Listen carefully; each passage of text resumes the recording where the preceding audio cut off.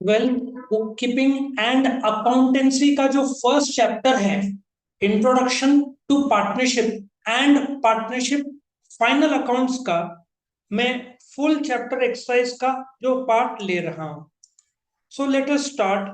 सबसे पहला, when there is no partnership agreement between partners, the division of profits take place in dash ratio equal capital ratio, initial contribution के experience and tenure of partners.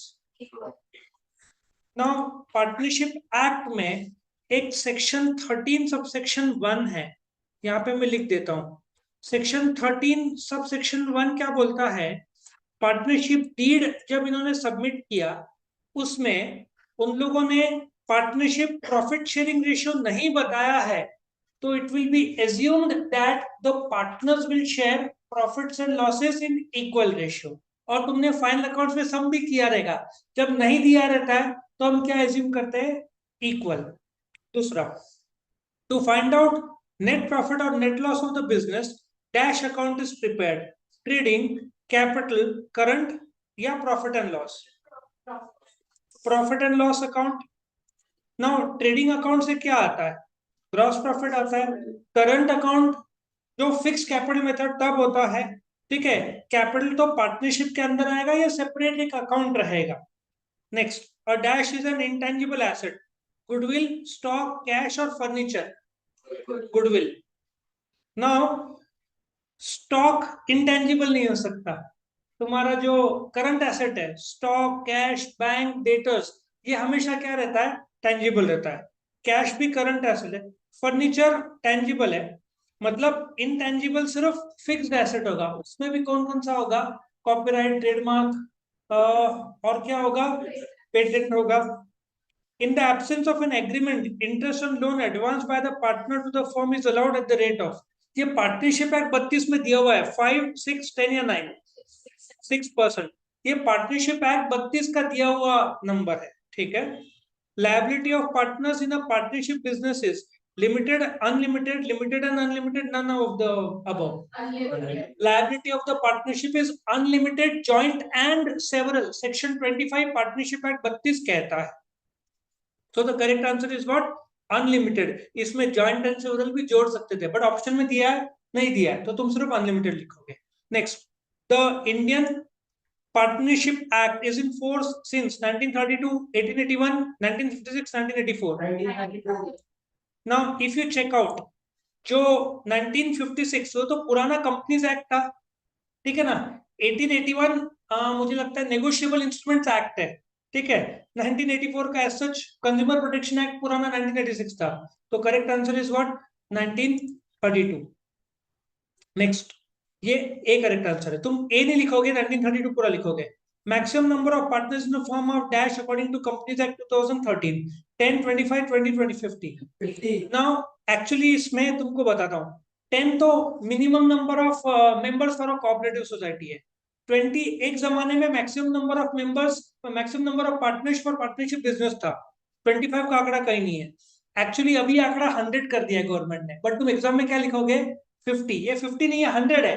लेकिन फिलहाल तुम्हारे book में कितना दिया हुआ है? 50। Actually 50 was the maximum number of members for a private limited company. Partnership में अभी 100 है। तुम क्या लिखोगे एग्जाम में? 50 लिखोगे। Correct. So the correct answer is what? 50। Right a word और अ टर्म और a phrase. Person who form the partnership form, उनको क्या बोलते हैं? इंडिविजुअली क्या बोलेंगे उनको? पार्टनरशिप। बिजनेस को क्या बोलेंगे? Business partnership is a result of an agreement. Business जो ग्रुप ऑफ पार्टनर्स को क्या बोलेंगे? Partnership firm. जिस नाम से फर्म रजिस्टर्ड है उसको क्या बोलेंगे? Firm name, ABCM brothers. Amount of cash और goods withdrawn by partners from the business from time to time. Partner ही नहीं, ओनर भी रहा तो उसका करेक्ट आंसर क्या माना जाएगा? Drawings. An association of two और more person according to Indian partnership act 1932, उसको डीड। डीड तो रजिस्ट्रेशन के टाइम में पार्टनर्स सबमिट करते हैं। प्लीज नोट, एसोसिएशन को पार्टनरशिप फर्म बोलते हैं, इंडिविजुअली पार्टनर बोलते हैं, ग्रुप में पार्टनरशिप फर्म बोलते हैं। रजिस्ट्रेशन के लिए तुमको पार्टनरशिप डीड सबमिट करना पड़ता है, वो रजिस्ट्रेशन के टाइम वाला डॉक्यूमेंट है, ठीक है ना। ग्रुप ऑफ पार्टनर्स को पार्टनरशिप फॉर्म बोलते हैं। Example ABN sons, ABN brothers. Act under which partnership forms are regulated, कौन सा कायदा लागू हो रहा है? ओ मैडम, कंपनीज एक्ट 2013 अलग है, कंपनीज एक्ट 1956 पुराना है। लिमिटेड लायबिलिटी पार्टनरशिप एलएलपी भी अलग है। नॉर्मल क्या है? Indian partnership act 1932। कंपनी कहां से आ गई मैडम पार्टनरशिप में? Process of entering the name of partnership form in the register of registrars. Sir ये तो बड़ा अतरंगी सवाल आ गया। तुम रजिस्ट्रार, तुम 1000 रुपए का स्टैम्प पेपर एक इंग्लिश में एक मराठी में किसके पास सबमिट करोगे? रजिस्ट्रार के पास। वो जो नोट करेगा रजिस्ट्रेशन उसके रजिस्टर में, वो रजिस्ट्रेशन का प्रोसेस कर रहा है। ठीक है। Partnership agreement and return form, जो अभी तुमने आंसर दिया था वो क्या है?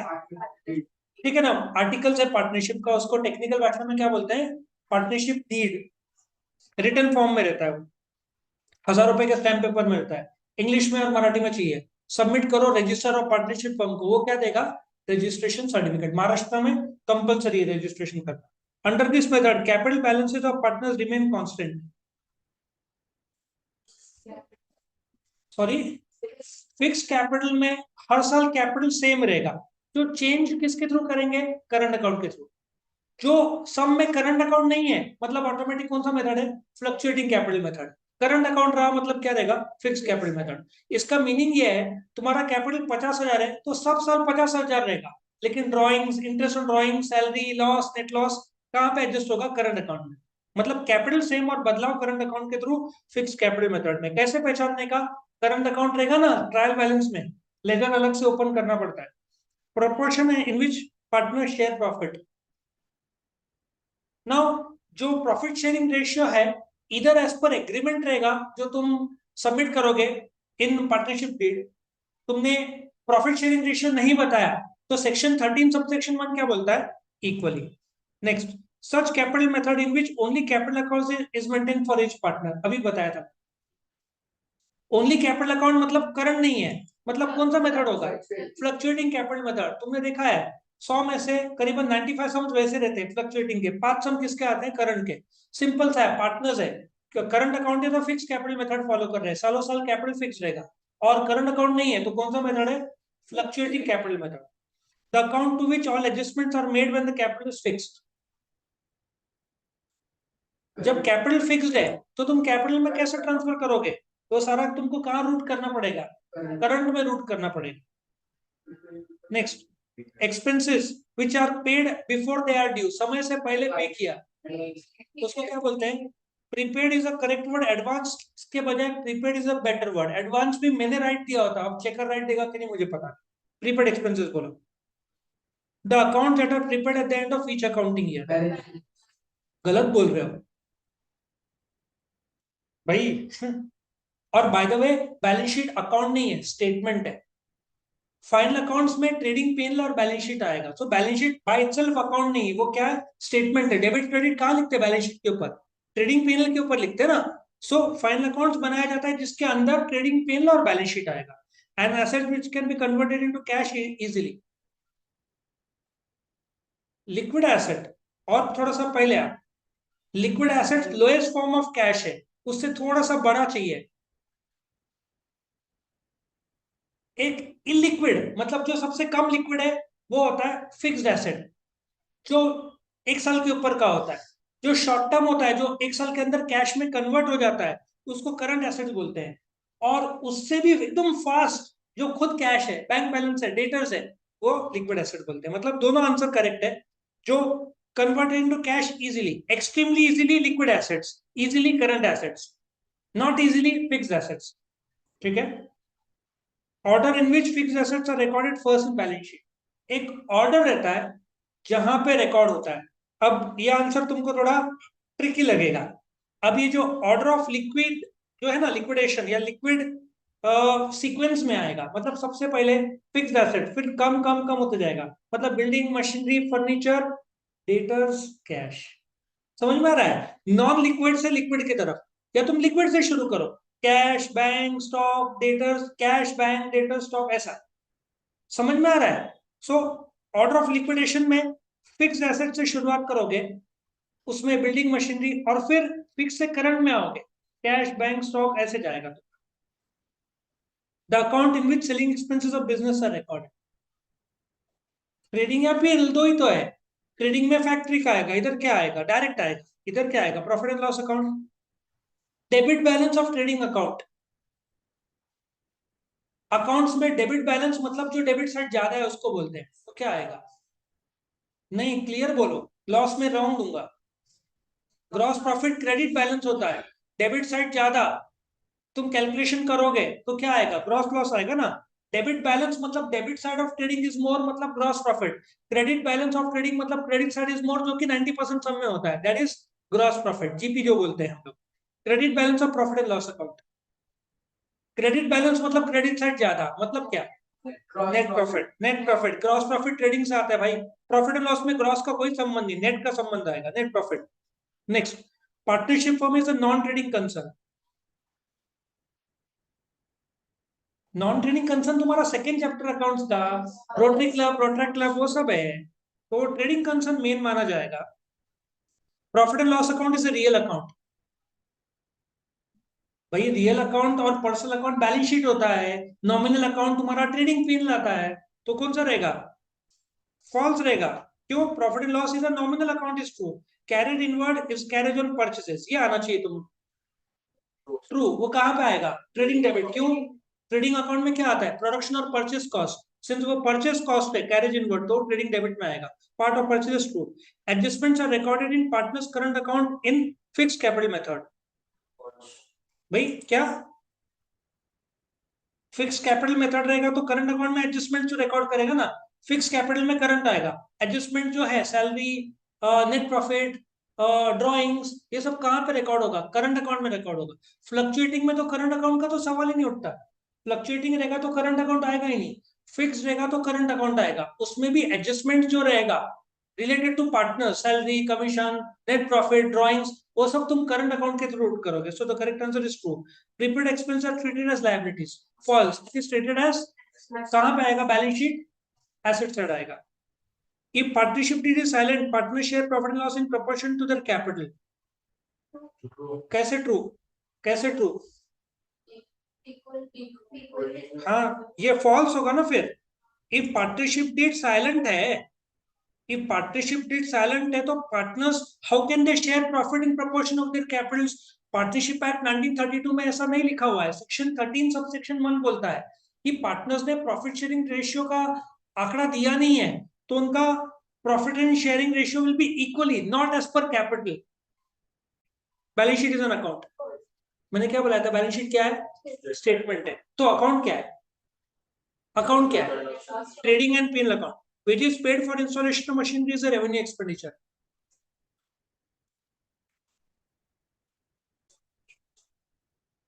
अच्छा, यदि 19,000 का वेजेस है, 19,000 का मशीनरी है, 1,000 मैंने इंस्टॉलेशन चार्ज लगाया, सॉरी कैपिटल में इंक्लूड होता है, तो ये फॉल्स हो जाएगा, रेवेन्यू एक्सपेंडिचर कैसे हुआ। ये वेजेस ट्रेडिंग डेबिट में नहीं आ सकता, आया तो वेजेस हम ट्रेडिंग में माइनस करेंगे और एसेट में मशीनरी में ऐड करेंगे, तो वो capital expenditure is the correct answer. Wages for installation उस मशीनरी में जुड़ना चाहिए। Next, income received in advance is a liability. Bye commission मिला 1,000 रुपया, बट एडवांस मिला 200, तो तुम क्या करोगे, पीएनएल अकाउंट में क्रेडिट साइड लेस करोगे, सेकंड इफेक्ट कहाँ दोगे, लायबिलिटी साइड दोगे, तो ट्रू है ना। तुमको इनकम एडवांस में मिला है तो क्या आएगा, लायबिलिटी, ट्रू है। RDD is created on, false, it is created on debtors at a percentage में नॉर्मल होता है। Depreciation is not calculated on current assets, is not calculated on current assets, फंस गया ना स्टेटमेंट में, नॉट कैलकुलेटेड है, current assets में depreciation हो ही नहीं सकता, फिक्स एसेट में होता है। Goodwill is an intangible asset, true. Goodwill fixed asset है, फिक्स्ड एसेट को दो भाग में बांटा जाता है, टेंजिबल, इंटेंजिबल। टेंजिबल में क्या आएगा, land, building, machinery, furniture, motor car, vehicle, mobile. Intangible में क्या आएगा, goodwill, trademark, copyright, patent, trade secrets, ये सब आएगा। Indirect expense are debited to trading account. भाई ट्रेडिंग अकाउंट में डायरेक्ट एक्सपेंसेस होता है, इनडायरेक्ट पीएनएल को होता है। सो इनडायरेक्ट एक्सपेंसेस ये फॉल्स है, इनडायरेक्ट एक्सपेंस पीएनएल को डेबिट होता है। Bank loan is a current liability. Now इन लोगों ने स्पेसिफाई करना चाहिए था, बट सिर्फ बैंक लोन है, सिर्फ bank loan normally long term माना जाता है, तो लॉन्ग टर्म लायबिलिटी होगा, तो ये फॉल्स है। इन लोगों ने any liability less than 1 year it's called as current liability. Bank overdraft, cash credit, net profit is debit balance of profit and loss account. Profit and loss account का credit balance होना चाहिए, if the credit side is more तो वो माना जाएगा। Next, find the odd one. Wage, salary, royalty, import duty. Common sense है ना भाई, सोच के बोल, ऐसे मत बोल। Wages trading debit, royalty trading debit, import duty trading debit, salary PNL debit, तो ऑड वन क्या आएगा? Salary. Import duty trading debit में होता है। Postage, stationery, advertising, purchases, postage, stationery, advertising, P&L debit, purchases, trading debit, capital, bill receivable, reserve fund, bank overdraft। सोच के बोलो। Liability side में कैपिटल आएगा, रिजर्व फंड आएगा, बैंक ओवरड्राफ्ट आएगा, ये एसेट साइड है ना। Building, machinery, furniture, bills payable, building, machinery, furniture asset side में, बिल्स पेबल, तो करेक्ट क्या आएगा? Bills payable. Discount received, dividend received, interest received, depreciation, जो रिसीव्ड है वो क्रेडिट साइड में आएगा, जो डेप्रिसिएशन है वो कहां पे आएगा? Debit side of pen. तो ऑड वन क्या है? डेप्रिसिएशन। नेक्स्ट में आते हैं, partner share profit and losses in dash ratio in the absence of partnership deed. नहीं, 1:1 नहीं बोल सकते, तुम क्या बोलोगे? इक्वली। 1:1 शायद मैं राइट दूं, लेकिन 1:2, लेकिन 3 पार्टनर है तो क्या करेगा? करेक्ट वर्ड इज इक्वली या equal. Registration of partnership is dash in India. तुम कैसे? महाराष्ट्र में कंपलसरी है, महाराष्ट्र के बाहर ऑप्शनल है, तुमको हर एक स्टेट का देखना पड़ेगा, ठीक है ना। क्यों? अल्कोहल के रेट्स अलग अलग है, हर स्टेट का अलग गवर्नेंस है, उसके अलग कायदे हैं। दारू पे जो टैक्स लगाता है वो स्टेट गवर्नमेंट लगाता है, सेंट्रल गवर्नमेंट सिगरेट और बाकी चीजों पे लगाता है। समझ में आ रहा है? तो इसलिए हर स्टेट का जो रेट्स अलग रहेगा। सो रजिस्ट्रेशन के लिए तुमको हर स्टेट के कायदे जानने पड़ेंगे, कंपलसरी किया है कि नहीं। Partnership business must be legal, और इलीगल से एक बड़ा वर्ड है। तुम महाराष्ट्र में बीफ नहीं बेच सकते, लॉफुल। हैदराबाद में बेच सकते हैं, हैदराबाद में लॉफुल है, मुस्लिम पॉपुलेशन ज्यादा है, so correct word is lawful. Beef बेचना हैदराबाद में लॉफुल है, महाराष्ट्र में अनलॉफुल है। लीगल ड्रग्स हो जाएगा, लीगल इलीगल। समझ में आ रहा है? ड्रग्स तुम नहीं बेच सकते, मरुआना जो है वो नहीं बेच सकते। अमेरिका में कुछ स्टेट्स में अलाउड है, इंडिया में पूरी तरीके से बैंड है, अदर देन मेडिकल यूज। जिसको ब्रेन का दवा बीमारी रहता है ना कुछ, तो उसके लिए मरुआना रिकमेंड किया जाता है, वरना other than doctors local level पे जो मिलता है वो सब इलीगल है। ये जो गांजा है सब इलीगल है। तुम्हारा vape, everything is illegal, you cannot sell it directly, permission लगते हैं भाई, उसके कायदे हैं। सो वो इलीगल है, अनलॉफुल है। उसमें भी एक है agreement oppose to public policy, वो सब भी आएगा। सो पार्टनरशिप लॉफुल होना चाहिए। बीफ लीगल है, लॉफुल है हैदराबाद में, यहाँ पे अनलॉफुल है महाराष्ट्र में। गुटखा भी महाराष्ट्र में अनलॉफुल है, तुम नहीं बेच सकते गुटखा। बीफ पूरा बैंड है। गुजरात में दारू बैंड है, वहां पे वो अनलॉफुल और इलीगल है, ठीक है। Liabilities of partners in partnership form is, क्या लाइबिलिटी क्या है? अनलिमिटेड, जॉइंट एंड सेवरल लिखा तो भी चलेगा, उसी में बड़ा लिखा होता तो सेक्शन 25 चला होता। यहाँ पे अनलिमिटेड तुम्हारे लिए काफी है। The balance of drawing account of partner is transfer two is dash account under the fix capital method.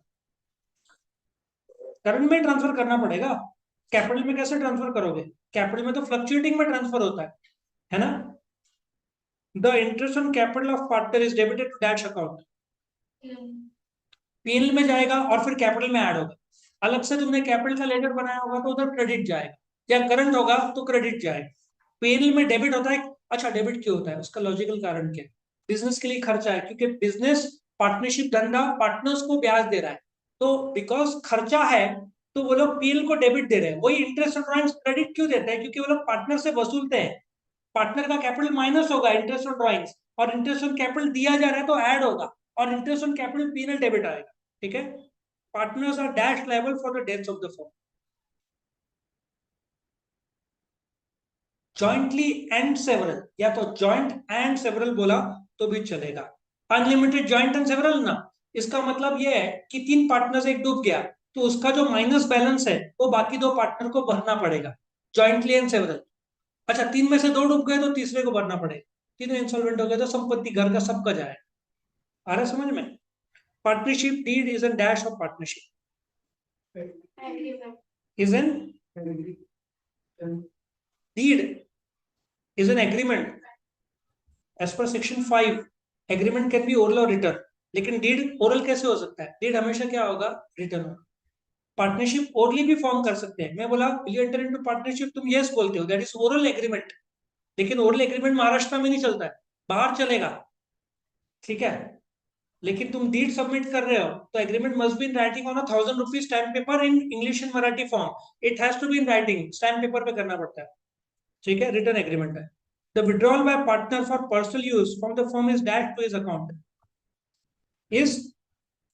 Is dashed to his account. To his account क्या करेगी? उसका लेजर है, क्रेडिट से बढ़ता है, डेबिट से घटता है, ड्राइंग से कैपिटल घटता है।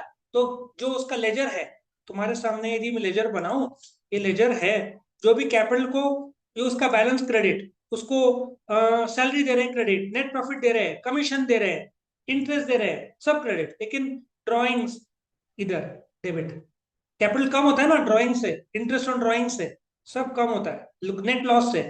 सो therefore debited to his account. commission payable to partners is dashed to the firm. Commission payable is now, तुमको एक्सपेंसेस और लॉस में फर्क समझना पड़ेगा। नाउ पहली बात, हमारा लेक्चर चल रहा है electricity, projector, fan, tubelight, laptop सबको इलेक्ट्रीफाई कर रहा है या जो भी लाइट कर रहा है, मुझे सर्विस मिल रहा है और मैं उनको पेमेंट कर रहा हूँ। सो एक्सपेंसेस में मुझे सर्विस मिल रहा है। लॉस किसको बोलते हैं? कुछ चोरी हो गया, मुझे सर्विस मिला नहीं है बट वस्तु गायब हो गया, वहां पे loss. Loss by fire, loss by theft, service नहीं मिला है, एक्सपेंसेस में सर्विस मिला है। पार्टनर्स ने काम किया पार्टनरशिप में तो वो एक्सपेंसेस माना जाएगा, लॉस नहीं माना। फर्क समझा? एक्सपेंसेस और लॉस में फर्क और भी है, एक्सपेंडिचर और बहुत सारा, लेकिन मैं उसमें नहीं जाना चाहता। When partners adopt fixed capital method, then they have to operate dash account।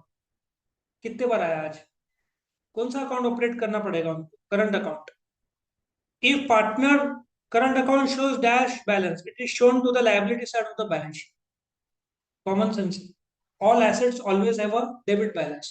All liabilities always have a credit balance. अब बताओ क्या आएगा?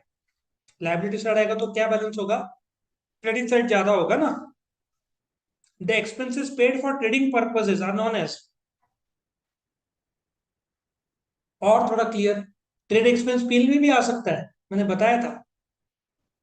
यदि ऑफिस मिसलेनियस सन्ड्री है तो वो ट्रेडिंग में आएगा, ऑफिस मिसलेनियस सन्ड्री नहीं है तो वो पीएल में आएगा। सो ट्रेड एक्सपेंसेस दोनों जगह पे आ सकता है, उसमें कंट्रोवर्सी भी रहता है, लेकिन यूनिवर्सिटी ने क्लियर किया है। डायरेक्ट ट्रेडिंग, इनडायरेक्ट पीएल, तो इधर क्या आएगा?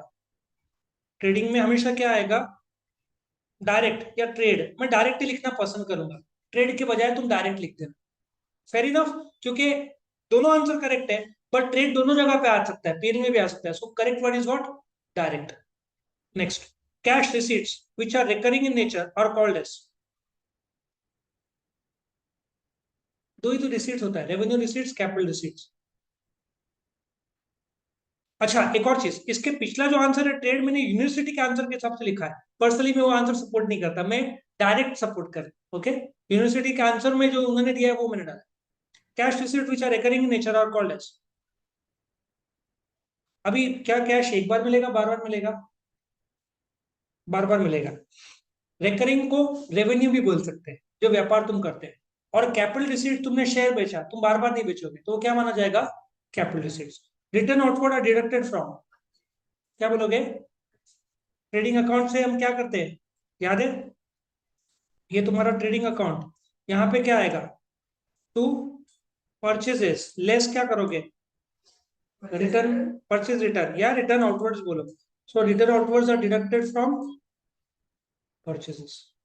Expenses which are paid before due date are called as, prepaid expenses पूरा बोल देने का, प्रीपेड और ई भी कैपिटल रख देने का, ठीक है, मतलब प्रॉपर बोल देने का। Assets which are held in the business for long period are called fixed asset. उसमें भी टेंजिबल इंटेंजिबल बोलने की जरूरत नहीं, उतना डीप जाने की जरूरत, सिर्फ फिक्स्ड एसेट।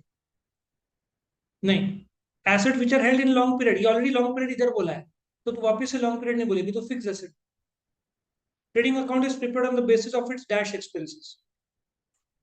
अगेन इन लोगों ने जो ब्लैंक रखा है ना, उसमें ट्रेड आ सकता है, डायरेक्ट आ सकता है, फैक्ट्री आ सकता है, बट क्लोजेस्ट जो यूज किया जाता है फाइनल अकाउंट्स में वो डायरेक्ट होता है, so use the word direct expenses. When commission is allowed to any partner it is dash of the business. मैंने वापस बताया लॉस और एक्सपेंस के बीच का फर्क। तुम लॉस लिखोगे तो मैं गलत दूंगा, क्योंकि दोनों का मीनिंग टेक्निकली अकाउंट्स में अलग है। When goods are distributed as free sample, it is treated as dash of the business. क्या बोलेंगे? Advertisement, goods distributed as free samples, trading credit आता है, या तो परचेज से माइनस करो, दूसरा इफेक्ट कहाँ डालते हैं?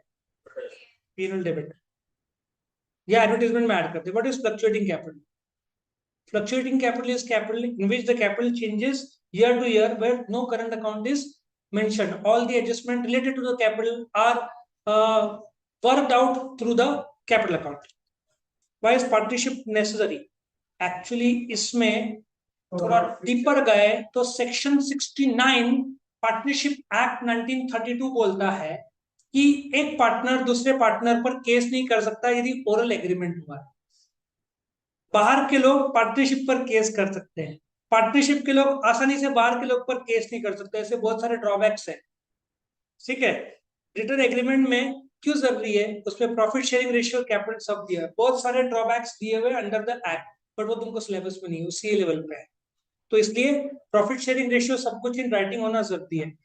तुम गूगल करना पार्टनरशिप कोर्ट केसेस, तुमको हजारों कोर्ट केसेस मिलेंगे, एक पार्टनर का दूसरे पार्टनर के साथ जो झगड़े या जो भी चल रहा है ना, बहुत सारे केसेस मिल जाएंगे, इसलिए क्लैरिटी होना जरूरी है।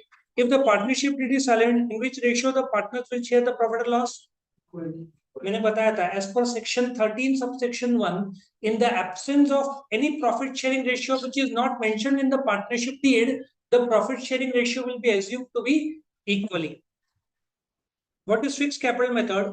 Fixed capital method is that method where the capital will always stay fixed and any changes in the capital should be routed through the current account. ठीक है? How many partners are required to form a partnership? Minimum 2, maximum तुम्हारे level पे 50 बोलोगे, but अभी का कायदा 100 है। पहले का कायदा था minimum 2 maximum 20 for general business, 10 for banking business था। अभी कायदा जनरल और बैंकिंग का हटा दिया है, अभी 2 और 50 है। लेकिन तुम्हें प्रैक्टिकली अभी है 100, लेकिन तुम एग्जाम में क्या लिखोगे? 50। What is partnership deed? Partnership deed is a written document prepared by the partnership partners while registering a partnership form which is submitted to the registrar on a 1,000 rupees stamp paper, English and Marathi in Maharashtra. What are the objectives of partnership form? Partnership form cannot be formed other than the objective of profit. Objective of partnership form is always profit. If तुम्हारा objective is service, you cannot form a partnership. क्यों? वो charitable trust हो जाएगा। Without profit partnership form नहीं हो सकता। What rate of interest is allowed? As per agreement कितना मैंने बताया था? 6% is allowed. What is the minimum number of partners in a partnership firm according to Indian Partnership Act 32? 2. अभी minimum बोला है तो 2 करेक्ट आंसर है, तो तुम मैक्सिमम लिखना नहीं एग्जाम में।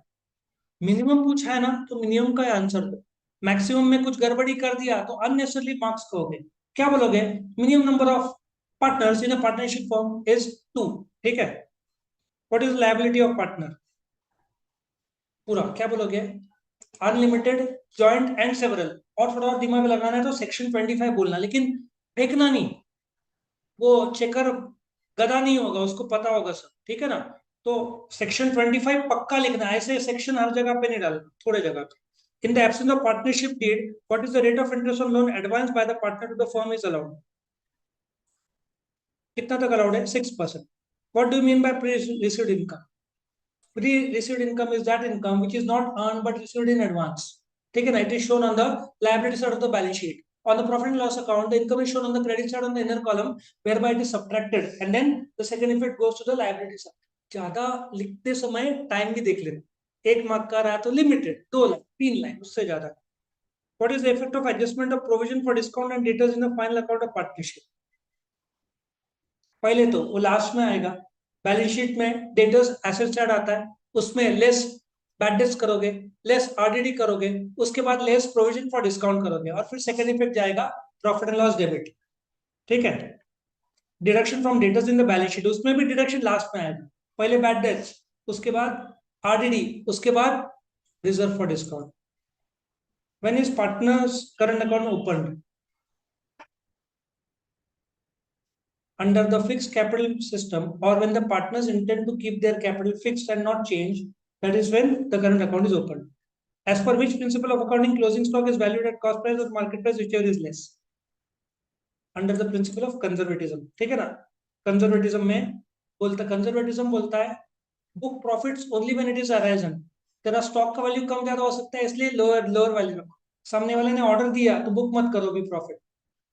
ठीक है ना, तो कंजर्वेटिव बोलता है account for chances of losses if any, but chances of profit को आज बुक मत करो, क्योंकि प्रॉफिट गिर सकता है, बट लॉस हो सकता है तो आज बुक करो। प्रॉफिट होने का चांसेस है तो बुक मत करो जब तक कंफर्म नहीं होता। अरे समझ में, that is called conservatism. What is the provision of partnership और डिगेट to interest capital? If partnership is silent, interest on capital is not allowed, तो तुमको डीड में बनाना पड़ेगा। Why is balance sheet prepared? To know the statements of liabilities at the end of the financial year.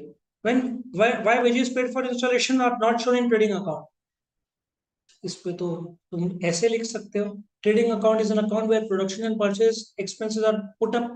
Since installation of wages is a part of machinery, therefore capital expenditure, all capital expenditure go to the asset side, being real account, it is added to the machinery, and that is the reason it is not put up to the trading account, because in trading account the wages for goods either produced or purchased, and therefore direct in nature, and wages paid for machinery is capital expenditure, wages paid for goods is revenue expenditure.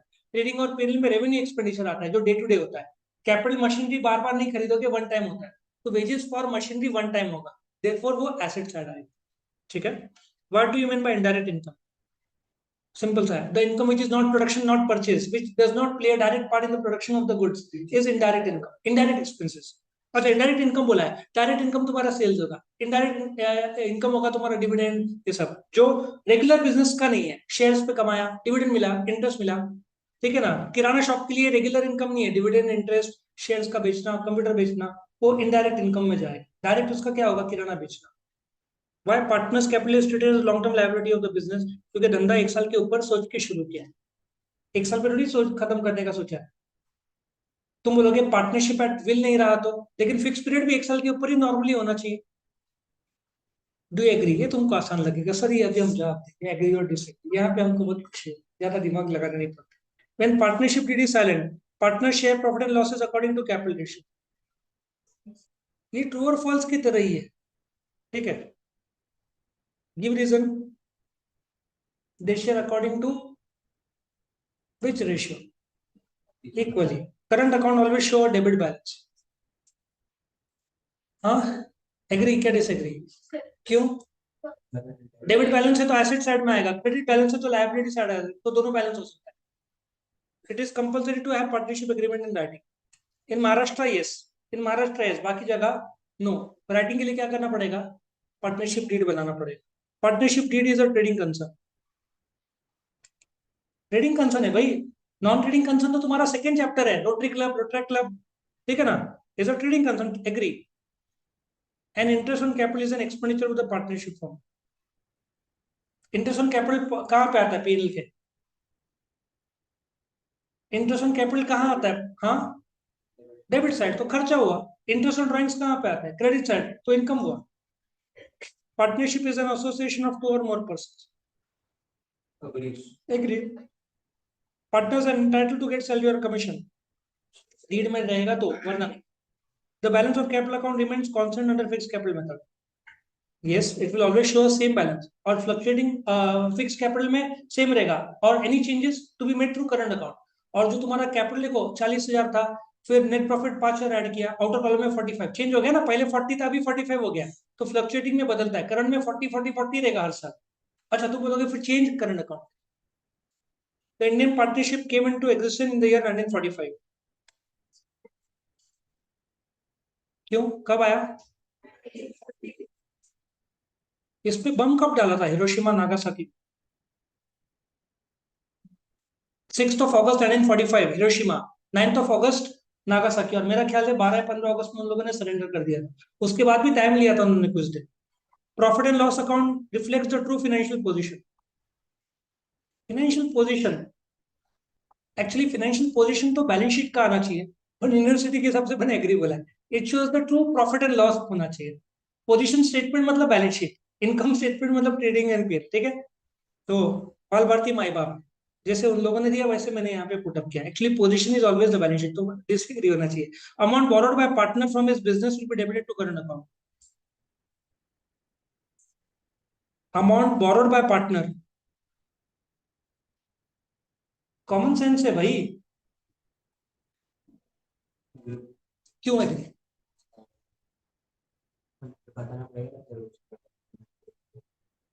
बताना पड़ेगा। अब accounting भाषा बोल।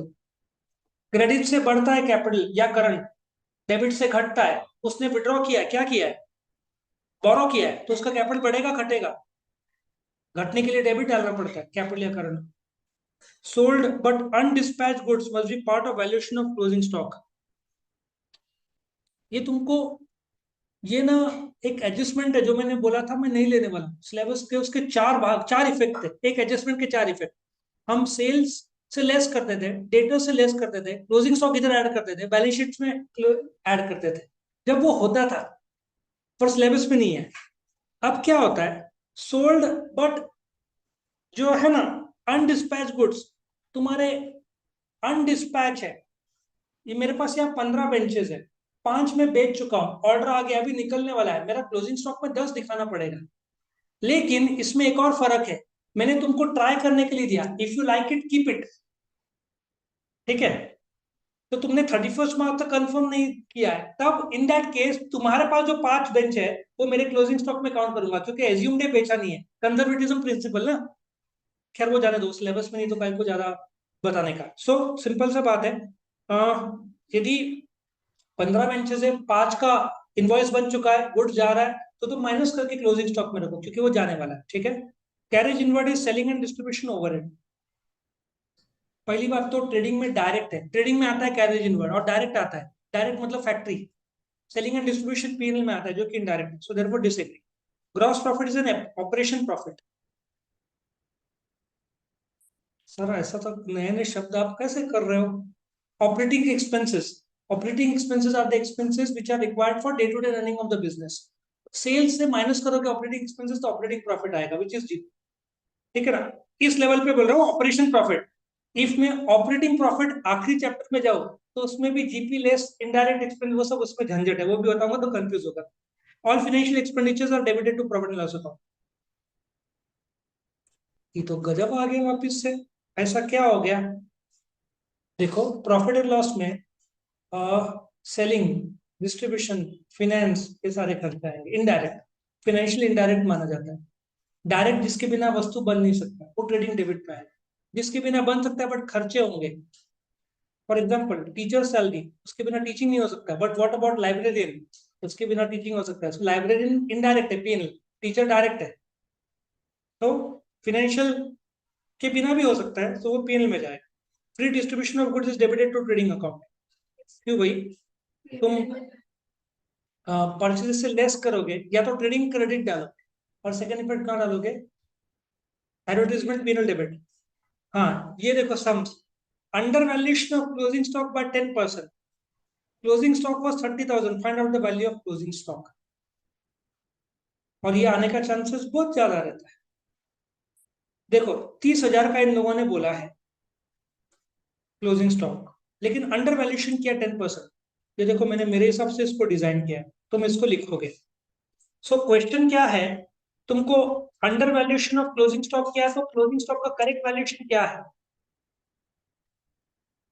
तुमने ₹1,00,000 का iPhone लिया, लेकिन सबको 90,000 बताया, that is called under valuation. लेकिन आईफोन में लोग अक्सर ओवर वैल्यू करते हैं। मैडम बहुत जल्दी आंसर दिया।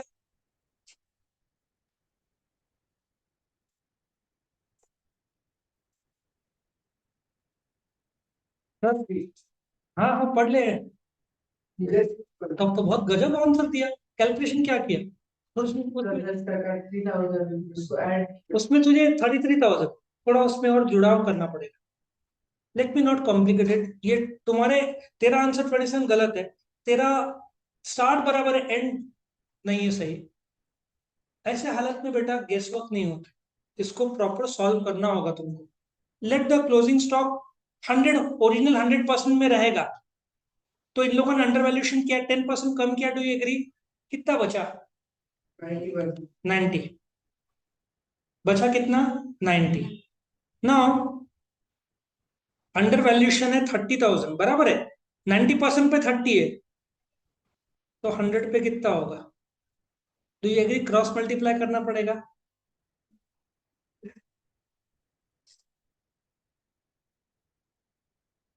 तो इसको क्या करोगे बताओ?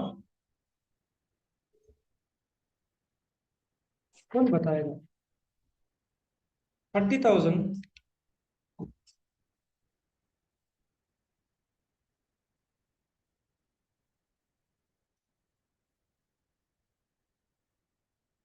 समझ में आया? 30,000 इंटू 100/90। फर्स्ट लुक में वो 27 ही आता है, हाँ? ये भी बता दो। या सेकंड लुक पे 33,000 आता है जो तूने बोला। पर 33 क्लोज है, बट इट इज 33,333। इसका कोई और दूसरा आंसर नहीं होगा बेटा। ये यही तरीके से करना पड़ेगा, और यही मैंने पर्सनली इसको डिजाइन किया तुम्हारे, ताकि तुमको एकदम परफेक्ट मिले। और एग्जाम में ऐसे फंसाएंगे वो लोग, अंडर वैल्यूएशन ओवर वैल्यूएशन, ऐसे आने का चांसेस पूरा है। तुम्हारे लिए अच्छा है, तुमको लाइव हमने करके बताया सब। हो गया सबका लिख के? सेकंड में आए? ये तुमको आना चाहिए बेटा। Calculate 12.5% depreciation on furniture. कितना आसान दिखता है, बट बनाते समय हमारा बैंड बच गया बेटा। चलो, कौन बताएगा? ये तुमको आना ही चाहिए। कितने बार अपना सॉल्व किया है, 250 अपन ने सब सॉल्व किया, आना ही चाहिए। क्या करेंगे? बट तुमको 2 भाग का है, तो ये सॉल्व करके बताना पड़ेगा। लिखो, depreciation is equal to cost of asset multiply by rate of depreciation multiply by period. ऐसा तुमको स्टेटमेंट लिखना होगा।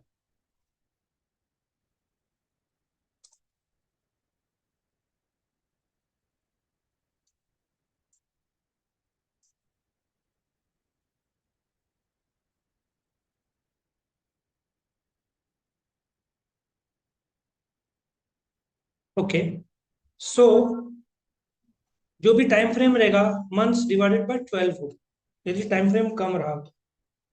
नाउ कॉस्ट ऑफ एसेट कितना है बताओ? कितना दिया है इन लोगों ने? कॉस्ट ऑफ एसेट कितना दिया है इन लोगों ने? बताओ, कॉस्ट ऑफ एसेट कितना दिया है? 220। उसके बाद रेट ऑफ डेप्रिसिएशन कितना है? 12.5%।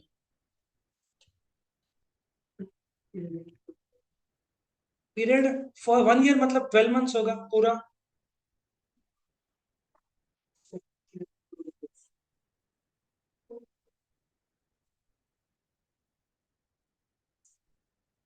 चलो बनाओ।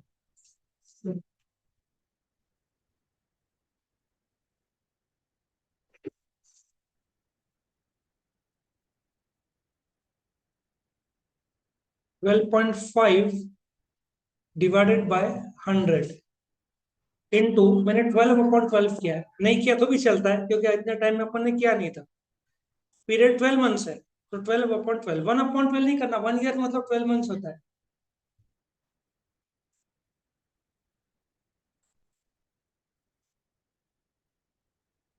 कितना आंसर आ रहा है तुम्हारा?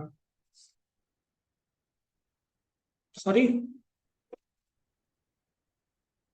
सिंपल से कैलकुलेशन है भाई, इसमें कुछ भी नहीं है। मैथ्स है ना बेटा तेरा? बाकी लोग, चलो नेक्स्ट 10,000 का क्या करोगे? यहां तक तो सेम है। अभी निकालो 10,000 का।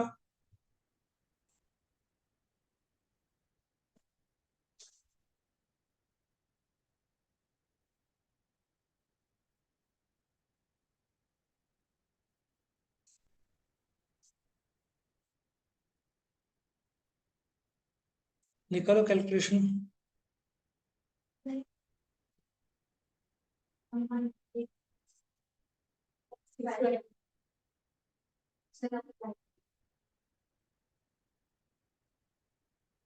आदित्य, क्या आंसर आ रहा है बेटा तेरा? बोल, जिंदगी में कुछ तो बोल बेटा। 20 लाख क्या? 20 लाख। मुस्तफा, ना कोई उमंग है ना कोई तरंग है, मेरी जिंदगी एक कटी पता नहीं कैसा चेहरा बन गया तेरा। हाँ, तेरा किस चेहरे में बैंड बजा हुआ है? हाँ, खुशी हो रही है गम हो रहा है? पिक्चर देखेगी, कभी खुशी कभी गम। क्या लिखेगा बेटा पेपर में तू? गाय हमारी माता है, आगे कुछ नहीं आता है। तू क्या जवाब देगा? बैल हमारा बाप है, कॉपी करना पाप। बराबर है। कैसे होगा तुम्हारा? बोलो आंसर। हाँ, मैं भी वही बोल रहा हूँ। लेकिन सेफ रखा, घोड़े खाएगा उससे अच्छा नहीं बोलना। हाँ, ये देखो, ये दिमाग लगाने का काम। क्या? किसका? बेटा अपन ना, आ, तेरे पप्पा से बात करेंगे, तेरे को हरिद्वार का एक चक्कर पे बोलेंगे, जाओ डुबकी लगा। नहीं जरूरत है, गलत बोल रही है। एक आंसर गलत, तीसरा है, चौथा गलत, तो हरिद्वार की जरूरत है। कुछ तो पुण्य मिलता है ना वहां पे। तो एक काम कर, गोदावरी में जाके मार के आ, नासिक में। नहीं जाऊंगी, ठंडा है पानी। तूने ठीक से कॉन्सेंट्रेट नहीं किया बेटा।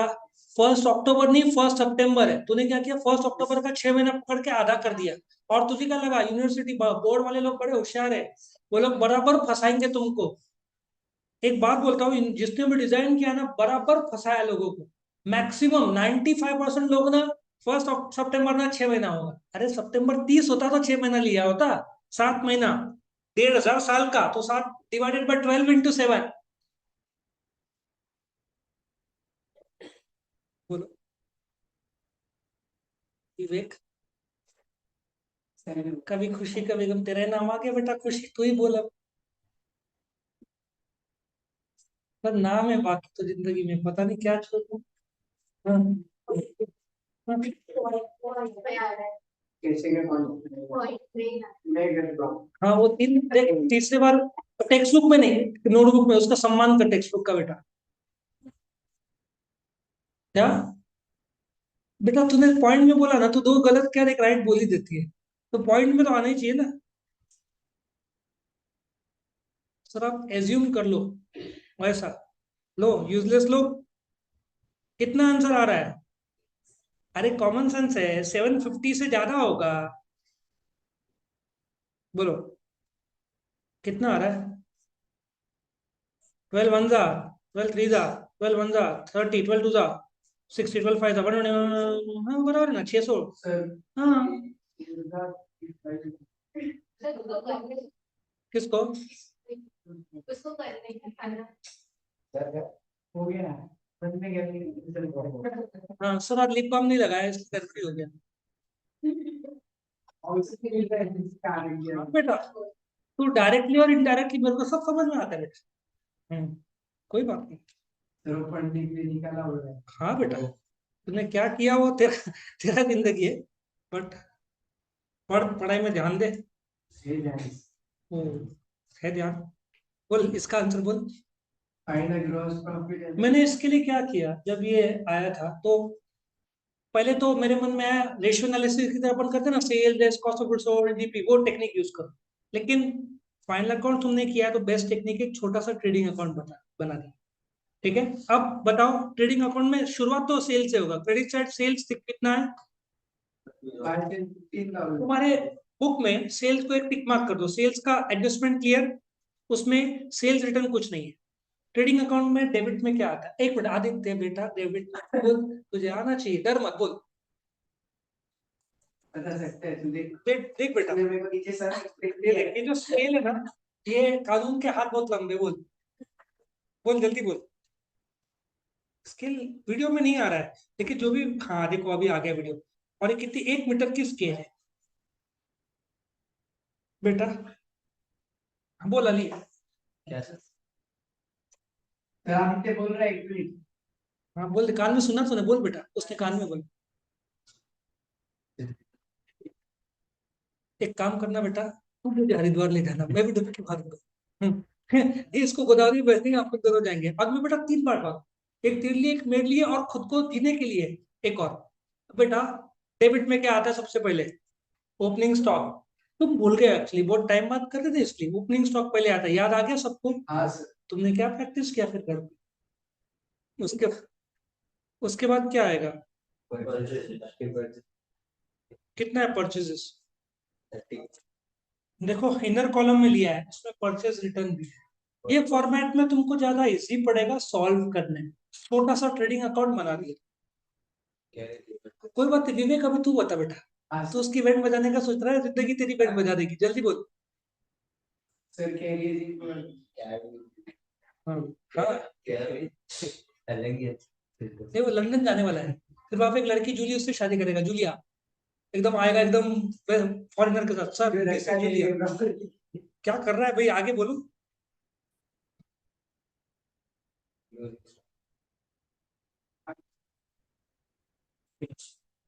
15 36 और 51 6 + 15,000 कितना? 51। अरे 51 4-5 तो अपन गलत आंसर देंगे, तो एग्जाम में बेटा 4 ऑप्शन दे देना। 41 हाँ 41 400 51 41 400 9 600। तुम लोग ना जितना ओरली करके बताते हो सम, वैसा नहीं चाहिए। कैलकुलेटर अलाउड नहीं है लिख के। चलो क्या 9,300 बोलो? सिर्फ बनाया मैं नहीं है तो मुझे याद रहेगा पूरा, नंबर्स भी एक हद तक याद है। तुम लोग को आंसर बोलना है। बढ़िया, जो एट लास्ट, कैलकुलेट करता है उसका आता है। एट लास्ट, बढ़िया। पास हो जाएगा। आगे आदित्य दिख रहा है। नहीं आदित्य भी होएगा और सब बढ़िया मार्क्स लाएगा। तेरे से ज्यादा पढ़ता है। बस आएगा पर 50 में से 2 मार्क्स का प्रिंट करता है, वो लिखता क्या? बट माय क्वेश्चन इज, पढ़ता क्या है? लाइब्रेरी में होमवर्क दिया था क्या, मैं कॉपी करा था बेटा? कैसे मोबाइल में ऐसा जो पढ़ता वो याद रहता है। आता है एक्टिवा में, बट जिस प्रकार से तू लिख रहा था, फरारी स्पीड आ गई थी तेरे पे। मेरे अंदर फरारी घुस गई थी उस दिन। क्योंकि और मैं लाइब्रेरी में घुसा अंदर, मैं थोड़ी देर था, उसको फोन आया, फोन नहीं, बस कॉपी करो ना। क्या मस्त पकड़ा गया था। आते रहते तो पैसे नहीं आता। तुम लोग दोनों भी बैठे थे भाई, बट सब निकल हम पकड़ नहीं गए, तो हमारी कोई गलती नहीं है, बराबर है? अब ये आना चाहिए तुमको। 2 लाख का कर्जा लिया है 1 अक्टूबर को, 6 महीने का लोन है।